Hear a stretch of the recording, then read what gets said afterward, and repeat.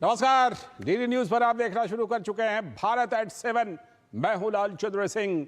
दिखाएंगे राज्यों से बड़ी खबरें और सबसे बड़ी खबर तो दिल्ली विधानसभा चुनाव और उत्तर प्रदेश के उपचुनाव की खबरें हैं। ये तमाम खबरें देखेंगे। सबसे पहले इस समय की हेडलाइंस। दिल्ली में विधानसभा चुनाव में जमकर मना लोकतंत्र का जश्न। शाम 5 बजे तक 57% से भी अधिक मतदान। राष्ट्रपति द्रौपदी मुर्मू, उपराष्ट्रपति, सीजेआई, उपराज्यपाल समेत तमाम दिग्गजों ने डाले अपने अपने वोट। आम आदमी पार्टी, बीजेपी और कांग्रेस के बीच है त्रिकोणीय मुकाबला। उत्तर प्रदेश के मिल्कीपुर उपचुनाव पर सपा और भाजपा की प्रतिष्ठा दांव पर। शाम 5 बजे तक 65% से भी ज्यादा मतदान। उधर तमिलनाडु की ईरोड ईस्ट सीट में भी 64% से अधिक वोटिंग।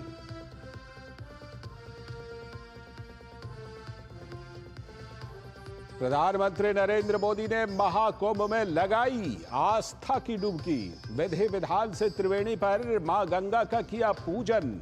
अब तक 38 करोड़ से भी ज्यादा श्रद्धालुओं ने किया पवित्र स्नान।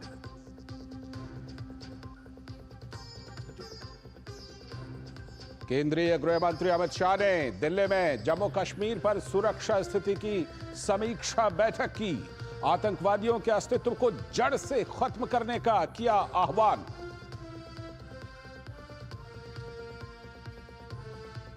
और लीबिया में फंसे 18 भारतीय नागरिकों की आज ही होगी वापसी। विदेश मंत्रालय ने कहा, सरकार विदेश में रहने वाले भारतीयों की सुरक्षा और कल्याण के लिए प्रतिबद्ध।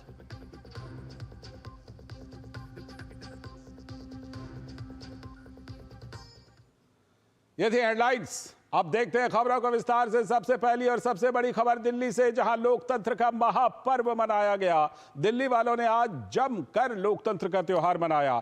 दिल्ली की 70 विधानसभा सीटों के लिए सुबह से शाम तक मतदाताओं की लंबी लंबी कतारें देखने को मिली।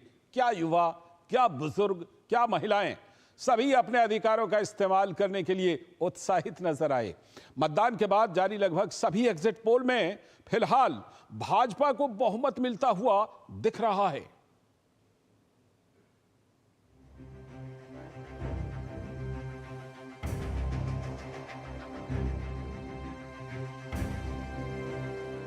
दिल्ली वालों ने जमकर मनाया लोकतंत्र का उत्सव।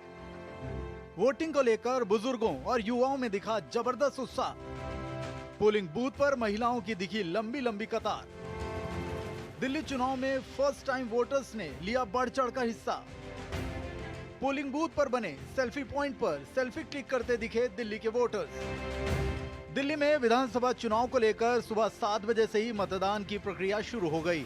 दिल्ली की 70 विधानसभा सीटों पर हो रहे मतदान को लेकर बड़ी संख्या में दिल्ली वाले मतदान केंद्रों पर दिखाई दिए। पूरे दिन दिल्ली विधानसभा चुनाव को लेकर मतदाताओं में जबरदस्त उत्साह देखने को मिला। सुबह से ही मतदान केंद्रों पर लंबी लंबी कतारें लगी रहीं और लोग अपनी बारी का इंतजार करते दिखे। युवा, बुजुर्ग और महिलाएं मतदान को लेकर काफी उत्साहित थे। तमाम लोग अपने क्षेत्र में विकास जैसे मुद्दों पर मतदान कर रहे थे। एक ही तो हक मिला है गवर्नमेंट चुनने का, तो क्यों ना चुने उसको, पूरा हक इस्तेमाल करेंगे। वोट तो हमेशा देना ही चाहिए। एक पर्व है, एक इलेक्शन का खाली इलेक्शन नहीं है ये। हमें हमारी जिम्मेदारी से हमारी जवाबदेही और हमारा अधिकार, तीनों चीजें इसमें आती हैं। महिलाएं अब जागरूक हो गई हैं, बहुत प्रखर बुद्धि की है हमारी महिलाएं, तो वो समझ रही हैं कि छलावे से काम नहीं चलेगा। तो वो बहुत उम्मीद है कि वो उसी तरफ जाएंगी जिस तरफ जनहित में। दिल्ली विधानसभा चुनाव के लिए राष्ट्रपति द्रौपदी मुर्मू, उपराष्ट्रपति जगदीप धनखड़, केंद्रीय मंत्री एस जयशंकर, हरदीप सिंह पुरी, दिल्ली की मुख्यमंत्री आतिशी, लोकसभा में नेता प्रतिपक्ष राहुल गांधी सहित अन्य गणमान्य व्यक्तियों ने मताधिकार का प्रयोग कर लोकतंत्र के इस महापर्व में भाग लिया। दिल्ली विधानसभा चुनाव में एनडीएमसी कम्युनिटी सेंटर के मतदान केंद्र में पहली बार 14 दृष्टिबाधित युवाओं ने मतदान में भाग लिया। सभी बच्चों ने ब्रेल लिपि के माध्यम से ईवीएम मशीन पर वोट के लिए बटन दबाया। दिल्ली विधानसभा चुनाव में सुरक्षित मतदान के लिए पुख्ता इंतजाम किए गए। दक्षिण जिले में एक कंट्रोल रूम बनाया गया जो 100% वेबकास्टिंग रूम के रूप में स्थापित था। यहाँ पर मतदान केंद्रों की वास्तविक समय पर निगरानी की गई। इस नियंत्रण कक्ष से सुचारू मतदान प्रक्रिया सुनिश्चित करने की निगरानी की गई। आज सारे पोलिंग स्टेशन में 100% वेबकास्टिंग है, बोथ इनसाइड एंड आउटसाइड। इसके अलावा जो पोलिंग स्टेशन मोर देन 5 एक लोकेशन पे, उसमें हम पेरिफेरल वेबकास्टिंग भी किया है। अगर आप देखा जा सकता है, इधर से हम पोलिंग स्टाफ को देख सकते हैं, वोटिंग एक टाइम कितने लोग क्यू में पोलिंग बूथ के अंदर है, एंड इधर आप देख सकते हैं क्यू में कितने लोग हैं। जैसे हमें कुछ अबनॉर्मलिटी लग रही है, हम तुरंत प्रिसाइडिंग ऑफिसर को रीच आउट कर लेते हैं जो पोलिंग स्टेशन के अंदर है। दिल्ली विधानसभा चुनाव में मुख्य मुकाबला बीजेपी, आम आदमी पार्टी और कांग्रेस के बीच है। अब देखना होगा कि जनता किसके सिर ताज सजाती है। मतों की गिनती 8 फरवरी को होगी और उसी दिन नतीजे घोषित किए जाएंगे। दिल्ली से ग्रीश इंशाना, अमरिंदर के साथ मुकेश शुक्ला की रिपोर्ट, डीडी न्यूज। तो अब सभी की नजर रहेगी 8 तारीख को कि आखिरकार दिल्ली का नतीजा आता क्या है। और अब बात करेंगे बिहार में बम्पर नौकरी की। साल 2025 में बिहार में सरकारी नौकरियों की बरसात होने वाली है। राज्य में होने वाले विधानसभा चुनाव से पहले बिहार सरकार लाखों नौकरियां देने वाली हैं। इनमें सबसे बड़ी बहाली तो सिपाही और शिक्षकों की होगी। बिहार में फिर निकली बम्पर सरकारी नौकरी। साल 2025 में आने वाली है 6 लाख से ज्यादा सरकारी नौकरियां। चुनाव से पहले 3 लाख युवाओं को मिलेंगी सरकारी नौकरी। चुनाव के बाद 3 लाख युवाओं को मिल सकती है सरकारी नियुक्ति। इस साल चौथे चरण में 80,000 शिक्षकों की होगी बहाली। बिहार में सरकारी नौकरियों की तैयारी करने वाले छात्रों के लिए अच्छी खबर है। साल 2025 में 6 लाख से ज्यादा सरकारी नौकरियां आने वाली है। मंगलवार को भी मुख्यमंत्री नीतीश कुमार ने विभिन्न विभागों के नवनियुक्त 6,341 जूनियर इंजीनियर और 496 अनुदेशकों सहित कुल 6,837 अभ्यर्थियों को नियुक्ति पत्र दिए।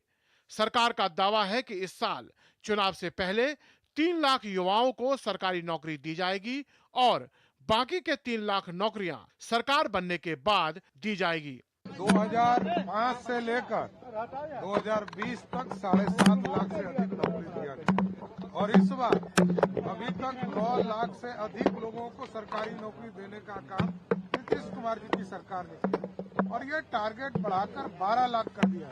बिहार में आप लोगों ने देखा कि 2,25,000 शिक्षकों की नियुक्ति हुई, पुलिस सेवा में भर्ती हुई। आपने देखा भारत सरकार ने विस्तार से बताया, आदरणीय प्रधानमंत्री जी ने, कि अलग अलग क्षेत्रों में रोजगार के नए अवसर प्रदान किए जा रहे हैं। बिहार में इस साल टीचर बहाली के चौथे चरण में 80,000 शिक्षकों की बहाली होनी है। राज्य में अभी 1.5 लाख शिक्षकों के पद खाली हैं। इसके अलावा स्वास्थ्य विभाग में 65,434 पद, गृह विभाग में 41,414 पद, ग्रामीण विभाग में 11,000, कृषि विभाग में 3,000, पंचायती राज विभाग में 5,500, जल संसाधन विभाग में 13,000 सहित लगभग सभी विभागों में बड़ी संख्या में पद खाली हैं। इन पर बहाली इस साल होनी है। नौकरियों का वादा नीतीश कुमार ने किया था, नौकरियां नीतीश कुमार ने ही दी है और नीतीश कुमार ही आज भी दे रहे हैं जो आज भी दिया है। बिहार के नौजवान इस बात को समझते भी हैं, बाकी लोग भटकाने की भले कितने कोशिश कर ले, वो सफल होने वाले नहीं। फरवरी में बिहार विधानसभा में पेश होने वाले बजट में सरकार ऐसे प्रावधान लाएगी जिससे सरकारी नौकरियों के साथ रोजगार के भी सीधे अवसरों का सृजन होगा। इस साल बिहार में विधानसभा चुनाव होने हैं। ऐसे में विपक्ष सरकार को रोजगार को लेकर के घेरने की कोशिश कर रही है, जबकि पिछले 5 साल में एनडीए की सरकार ने 9.5 लाख युवाओं को रोजगार दिया है और इस साल 6 लाख के करीब युवाओं को सरकारी नौकरी देकर रिकॉर्ड बनाने वाली है। डीडी न्यूज के लिए पटना से मधुरेश नारायण। और अब अगली खबर मध्य प्रदेश से, जहां पर निवेश का माहौल सुधर रहा है। मध्य प्रदेश में जापान की कंपनियां निवेश के लिए गहरी रुचि दिखा रही हैं। मध्य प्रदेश के मुख्यमंत्री डॉक्टर मोहन यादव को लगता है कि जापान के सहयोग से मध्य प्रदेश में विकास की बहुत संभावनाएं हैं, जिससे मध्य प्रदेश देश का नंबर 1 राज्य बन सकता है। जापान मॉडल पर विकसित होगा मध्य प्रदेश। एमपी आ रही हैं जापान की कई कंपनियां। जापान मध्य प्रदेश औद्योगिक सहयोग फोरम की स्थापना के प्रस्ताव को मंजूरी। जापान की बड़ी कंपनियों ने मध्य प्रदेश में निवेश करने के लिए रुचि दिखाई। मेट्रो स्मार्ट सिटी में भी मिलेगा जापान का सहयोग।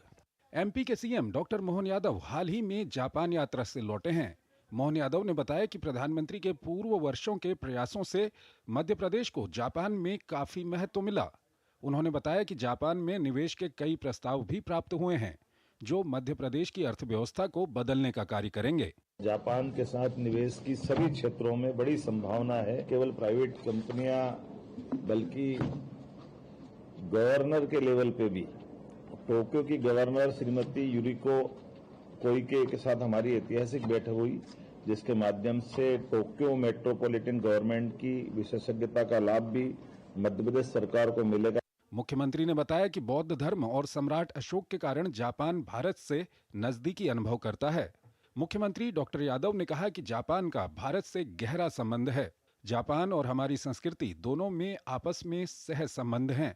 जापान के नागरिक कार्यनिष्ठा, ईमानदारी और प्रतिबद्धता के साथ काम करते हैं। स्वाभाविक रूप से जापान के सहयोग से मध्य प्रदेश में विकास की बहुत संभावना है, जिससे मध्य प्रदेश देश का नंबर 1 राज्य बन सकता है। हमारे यहाँ ये जो मानव क्षमता है, एक तरह से संपदा हमारी है, इसमें हर एक को काम के लिए हमारे यहाँ उनके बीच का ये तालमेल बहुत अच्छा रह सकता है। उनकी भी फैक्ट्रियों में लोग चाहिए या उनकी टेक्नोलॉजी अच्छी है तो अपन अच्छे से अपनी अलग से अपनी भूमिका अदा कर सकते हैं। गौरतलब है कि जापान से पहले मध्य प्रदेश के मुख्यमंत्री लंदन और जर्मनी की यात्रा भी कर चुके हैं। वहां भी उन्होंने 24-25 फरवरी को भोपाल में होने जा रही मध्य प्रदेश की ग्लोबल इंडस्ट्री समिट के लिए निवेशकों को आमंत्रित किया है।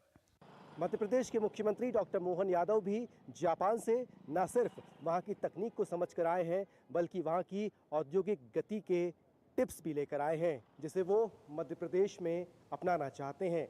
हालांकि फरवरी के महीने में ही ग्लोबल इन्वेस्टर समिट होना है और उसके ठीक पहले मुख्यमंत्री की ये जापान यात्रा बहुत महत्वपूर्ण मानी जा रही है। कैमरामैन गौरव निरकुटकर के साथ आदित्य श्रीवास्तव, टीडी न्यूज़, भोपाल।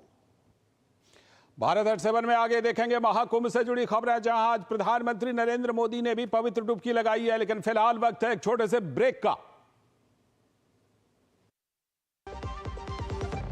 खाने में तो स्वाद नहीं है। अरे किफायती लाल, सस्ते वाले दाल मसाले, स्वाद हुआ बेकार। इधर कीमती लाल को देखो, खाना बना कमाल। एमडीएच की हल्दी मिर्ची धनिया करे कमाल। ये रंग दे, ये खुशबू दे, ये तीखा, ये कम पड़े। क्या निराला एमडीएच मसाला।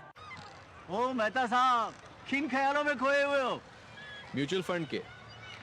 इक्विटी फंड में एसआईपी तो किया है, पर अभी मार्केट डाउन है।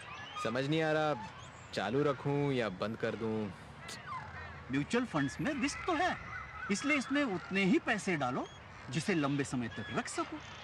बात तो सही है आपकी। चले चलिए संभल के। म्यूचुअल फंड निवेश बाजार जोखिमों के अधीन है। योजना से जुड़े सभी दस्तावेजों को ध्यान से पढ़ें। जब धरती चीर कर निकलता है लोहे का पत्थर और मिलता है मोंगिया के जोश से, फिर तपता है, पिघलता है और बनता है फौलाद। अब होता है सरिया सारी खूबियों के साथ। मोंगिया स्टील, मजबूत देश का मजबूत सरिया।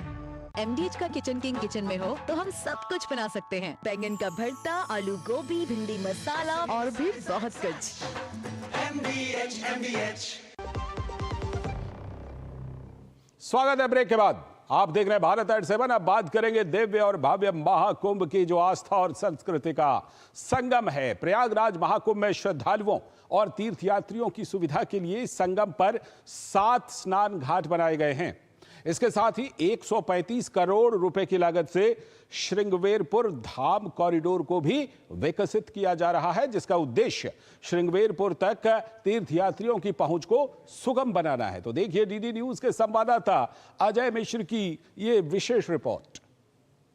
नमस्कार, डीडी न्यूज की टीम इस वक्त एक बहुत ही अद्भुत स्थान पर पहुंच चुकी है, जो कि प्रयागराज से सिर्फ 20-25 किलोमीटर की दूरी है। यह है श्रृंगवेरपुर धाम।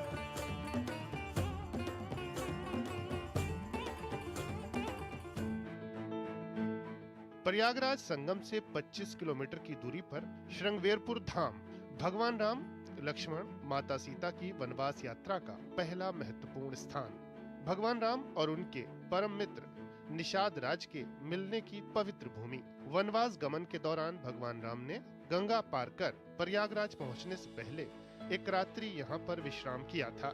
इस स्थल पर आज भी 5 शीशम के पवित्र वृक्ष उस महान घटना के साक्षी हैं, जहाँ श्री राम और माता सीता ने एक रात्रि शयन किया था और लक्ष्मण पूरी रात वीरासन में बैठकर पहरा देते रहे।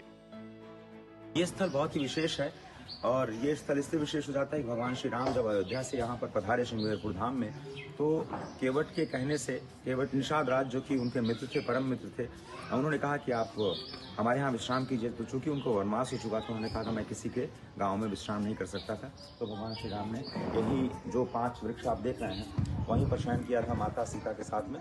अब इस महत्वपूर्ण तीर्थ स्थल श्रृंगेरपुर को आधुनिक तरीके से सजाया संवारा जा रहा है ताकि श्रद्धालु आसानी से यहाँ पहुँच सकें। इसके संगम के किनारे 7 स्नान घाट बनाए गए हैं, जिन पर 240 करोड़ का खर्च आया है। इसके अलावा श्रृंगेरपुर धाम कॉरिडोर को 135 करोड़ रुपए की लागत से विकसित किया जा रहा है। इसके साथ ही 13 करोड़ रुपए भारद्वाज आश्रम कॉरिडोर पर, 18 करोड़ रुपए अक्षयवट कॉरिडोर पर और 40 करोड़ रुपए हनुमान मंदिर कॉरिडोर पर खर्च किए गए हैं। इसके साथ ही शिवालय पार्क के सौंदर्यीकरण पर 14 करोड़ रुपए खर्च किया गया है। इन परियोजनाओं के पूरे होने से श्रृंगेरपुर धाम तक पहुंचने में श्रद्धालुओं को काफी आसानी होगी। वे काम प्रगति पे है, काम अभी चल रहा है। जैसे निषाद पार्क हो गया, निषाद पार्क एक लेके मानो कंप्लीट हो गया, तो अभी पूर्ण रूप से चाहे श्रृंगेरपुर चाहे निषाद पार्क हो, अभी पूर्ण रूप से कंप्लीट नहीं है क्योंकि काम चल रहा है। तीर्थ यात्रियों और पर्यटकों की जरूरतों को ध्यान में रखते हुए आधुनिक सुविधाओं के साथ इन कॉरिडोर को डिजाइन किया गया है, क्योंकि अयोध्या से चित्रकूट तक जाने वाला राम वनगमन पथ भी श्रृंगेरपुर धाम से ही गुजरता है। यहाँ 1100 करोड़ की लागत से गंगा पर नए पुल का निर्माण हो रहा है। धाम में निषाद राज पार्क का निर्माण लगभग पूरा हो चुका है, जिसमें मित्रता के प्रतीक के रूप में श्री राम और निषाद राज की मूर्ति लगी है। महाकुंभ 2025 में विकास और विरासत दोनों के समग्र विकास पर ध्यान दिया गया है। महाकुंभ में त्रिवेणी के एक ही तट पर सभी का स्नान करना और श्रृंगेरपुर धाम में राम और निषाद राज की मित्रता के जरिए पूरी दुनिया में एक ही संदेश जा रहा है, सनातन धर्म में कोई भेदभाव नहीं है और महाकुंभ में जमा हुई विविधता की हर धारा सभी को एक ही परमात्मा की ओर ले जाती है। जिस तरह से प्रयागराज जो महाकुंभ में लोग आ रहे हैं, उस श्रृंगेरपुर धाम भी दर्शन के लिए आ रहे हैं और निकट भविष्य में ये पर्यटन के बहुत बड़े केंद्र के रूप में जरूर ही स्थापित होगा, ऐसा प्रयास उत्तर प्रदेश सरकार कर रही है। अजय मिश्र, डीडी न्यूज, श्रृंगेरपुर धाम। अभी समय आ गया एक और ब्रेक का। ब्रेक के बाद लौटेंगे तो देखेंगे कि बजट में झारखंड को क्या क्या मिला है।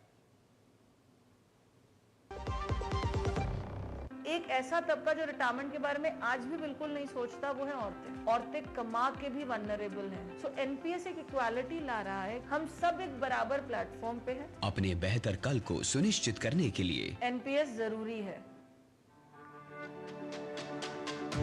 मेरी पसंद, मेरी पसंद, मेरी पसंद, मेरी पसंद, हमारी पसंद, हम सबकी पसंद। मजबूत देश का मजबूत सरिया हो गया steel. Hey girls! Hi! Congratulations! आज तो पार्टी चाहिए। चैंपियन के साथ सेल्फी लेंगे। आइडिया, यही करते हैं पार्टी। Pizza party. ये चल अपना कार्ड और पिन दे। मेरे कार्ड की डिटेल्स मैं अब खुद ही डालूंगी। आरबीआई कहता है अपना पिन, ओटीपी, सीवीवी या इंटरनेट बैंकिंग पासवर्ड किसी के साथ शेयर ना करें। ऑनलाइन बैंकिंग सिर्फ अपने कंप्यूटर, मोबाइल और सिक्योर नेटवर्क से करें। बाय गर्ल्स, कहाँ जा रही है? सुना नहीं, नो शेयरिंग। आरबीआई कहता है जानकार बनिए, सतर्क रहिए। गोल्डी मसाले के 100 ग्राम के स्पेशल पैक्स में फ्रेशनेस लॉक ऐसे। गोल्डी मसाले, जहाँ जाएं रिश्ते बनाएं। स्वागत है ब्रेक के बाद। आप देख रहे हैं भारत एट 7। अब देखेंगे कि बजट में झारखंड को इस बार क्या क्या मिला है। संसद में पेश आम बजट से देश के समग्र विकास और जन कल्याण को नया आयाम मिलेगा, जिससे झारखंड के लोग भी लाभान्वित होंगे। लेकिन कई ऐसी योजनाएं हैं जिसका सीधा फायदा झारखंड के लोगों को होने जा रहा है। केंद्रीय बजट में देश के हर क्षेत्र और वर्ग पर फोकस। झारखंड के लोगों को भी मिलेगा बजटीय प्रावधानों का लाभ। झारखंड को रेल परियोजनाओं के लिए 7,302 करोड़ रुपए का आवंटन। पूर्ववर्ती सरकारों की तुलना में 16 गुना अधिक आवंटन। नई टैक्स व्यवस्था से वेतन भोगियों और मध्यम वर्ग को होगी बड़ी बचत।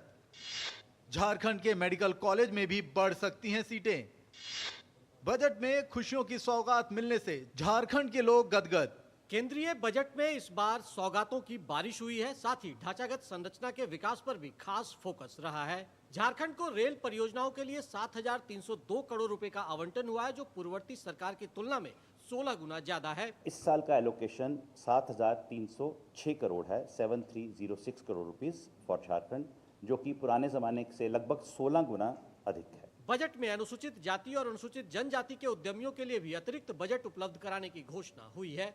इससे झारखंड के बड़े वर्ग के लिए आर्थिक सशक्तिकरण का मार्ग प्रशस्त होगा। केंद्रीय वित्त मंत्री निर्मला सीतारमण ने आम बजट में देश के सभी सरकारी स्कूलों और स्वास्थ्य केंद्रों को ब्रॉडबैंड से जोड़ने की घोषणा की है, जिसका लाभ झारखंड को भी मिलेगा। विकसित राष्ट्र के सपने संजोए झारखंड के लोग भी इस बजट से खुशियों की सौगात मिलने से गदगद हैं। इलेक्ट्रॉनिक सामान जो हर घर में यूज होता है वो काफी सस्ता हुआ है, उसमें राहत मिली है। बजट में घोषित सक्षम आंगनवाड़ी केंद्र और पोषण 2.0 योजना का लाभ झारखंड को भी मिलेगा।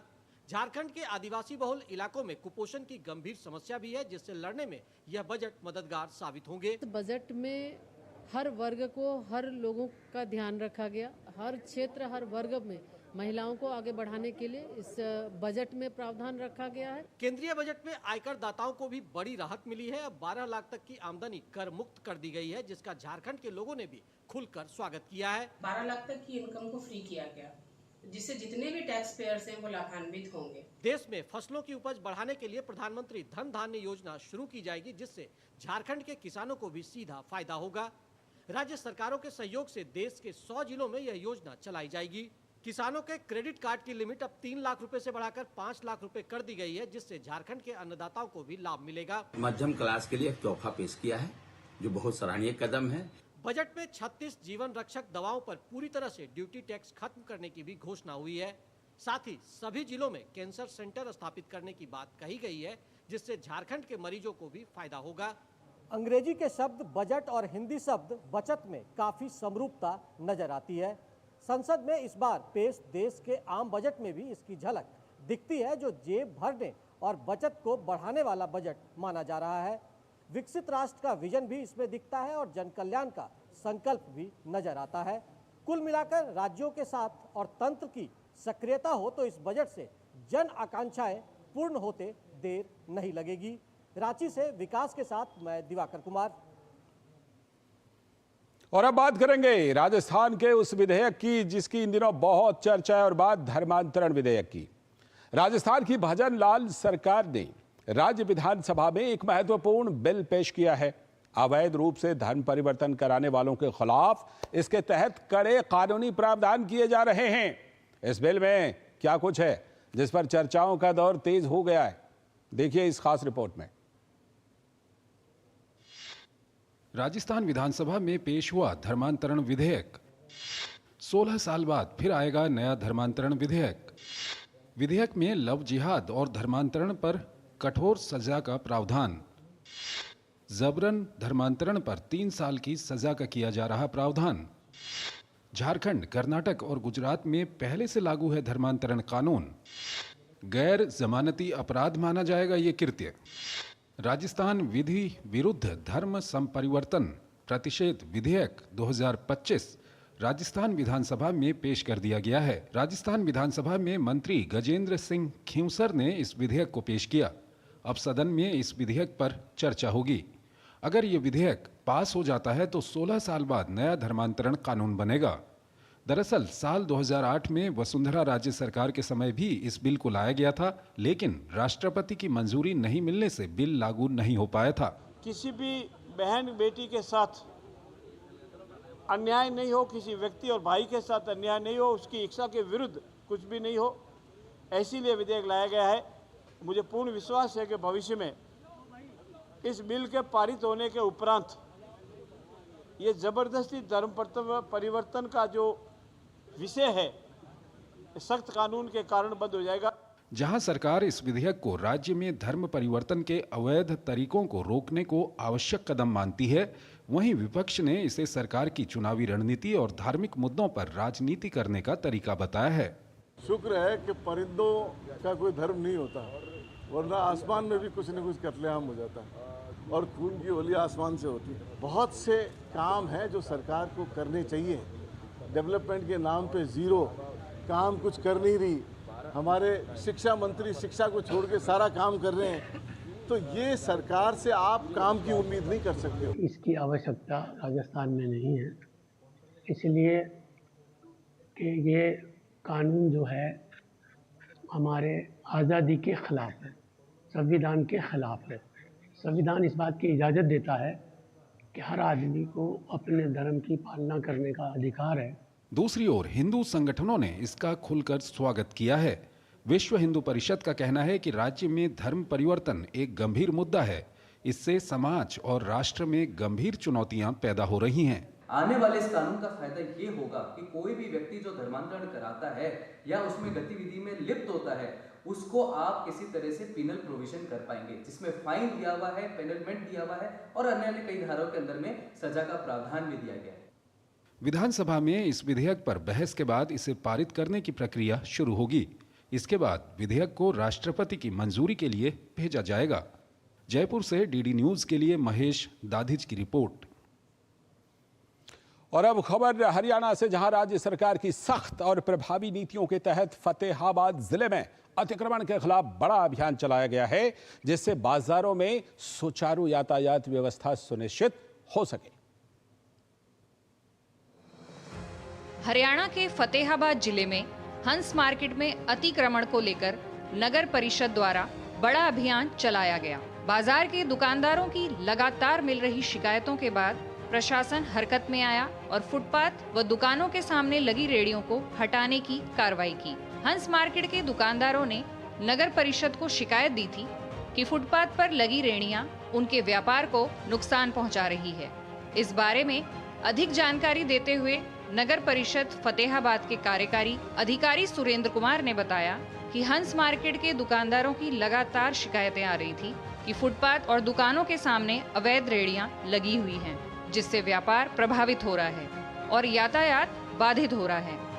इसी के चलते यह अभियान चलाया गया है। उन्होंने कहा, प्रशासन अब स्थायी समाधान के लिए विचार कर सकता है, जिससे दुकानदारों को परेशानी न हो और रेहड़ी वालों को भी रोजगार का अवसर मिले। ये हंस मार्केट और कुछ ये मेन मार्केट से हम अतिक्रमण का अभियान चला रखा है। कंटिन्यू हमें शहर से शिकायतें प्राप्त हो रही थी, जिसकी वजह से शहरवासियों को बहुत बड़ी समस्या का सामना करना पड़ रहा था। हमारी कार्रवाई चल रही है। भविष्य में जल्द ही हम स्ट्रीट वेंडिंग जोन बना रहे हैं, जिसमें इन रेहड़ी थड़ी वालों को हम जगह उपलब्ध करवाएंगे। मार्केट के दुकानदारों ने बताया कि रेहड़ी वाले दुकानों के ठीक सामने अतिक्रमण कर लेते हैं, जिससे ग्राहकों का आना कम हो गया था। कुछ रेहड़ी वाले ग्राहकों और खास तौर पर महिलाओं पर गंदे कमेंट करते हैं, जिससे माहौल बिगड़ता है। इनकी वजह से कई बार बाजार में 2-3 घंटे तक जाम की स्थिति बनी रहती है, जिससे लोगों को परेशानी होती है। अभी ये रेहड़ी वाले आम कस्टमर को टपने नहीं देते, ऐसे ऐसे भद्दे कमेंट करते हैं, बिल्कुल बेहुदा कमेंट करते हैं। इनके पास से टपना मुश्किल होता है लेडीज का। ये फुटपाथ एज इट इज रहने चाहिए। ये फुटपाथ किसी को कोई परेशानी नहीं कर रहे हैं। अगर आज इस फुटपाथ को ये तोड़ते हैं तो यहाँ अतिक्रमण बढ़ेगा, ना कि कम होगा। लेकिन कुछ शरारती तत्वों ने एप्लीकेशन लगा के इस चीज़ को मुद्दा बना दिया गया है कि ये फुटपाथ तोड़ा जाए, लेकिन हम सभी दुकानदार फुटपाथ तोड़वाने के पक्ष में नहीं। दूसरी तरफ स्ट्रीट वेंडर्स का कहना है कि अगर वो रेहड़ी न लगाएं तो गुजारा कैसे करें। कुछ गलत लोग माहौल खराब करते हैं, लेकिन इसकी सजा पूरे रेहड़ी पटरी समुदाय को क्यों दी जा रही है। 10 दिन से ऐसा काम हो रहा था कि हमारी रेहड़ियां लग रही थी पीछे पट्टी के अंदर। हमने तो ये कहा नगर पालिका को मार्गो पट्टी दे दी जाए, कोई भी लगा लो पट्टी दे, पट्टी के अंदर लगा लें। हमने तो हमारा जी टाइम गुजारा करना है। वहीं दुकानदारों ने इस अभियान का स्वागत किया है, जबकि रेहड़ी पटरियों वालों ने सरकार से वैकल्पिक स्थान देने की मांग की है, ताकि वे भी सम्मान पूर्वक अपनी रोजी रोटी चला सके। Bureau report, DD news. तो आज के भारत एट 7 में इतना ही। पूरी टीम को दीजिए अनुमति। नमस्कार।